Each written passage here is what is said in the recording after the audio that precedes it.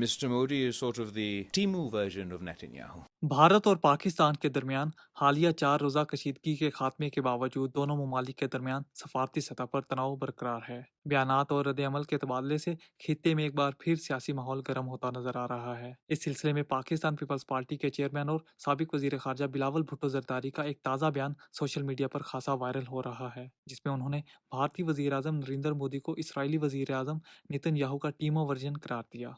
Mr. Modi is sort of the Temu version of Netanyahu. Bilawal Bhutto America में पाकिस्तानी वफद की क़यादत कर रहे थे और एक तकरीब के दौरान दिए गए इस बयान को भारतीय मीडिया में सख्त रद्द-ए-अमल का सामना है। ये पहला मौका नहीं कि बिलावल भुट्टो जरदारी ने भारतीय वजीर आज़म को निशाने पर रखा हो। इससे पहले भी 2022 में बतौर वजीर खारजा उन्होंने नरेंद्र मोदी पर कड़ी तनकीद की थी। उस वक्त उनका कहना था कि Osama bin Laden is dead, but the butcher of Gujarat lives. And he is the Prime Minister of India.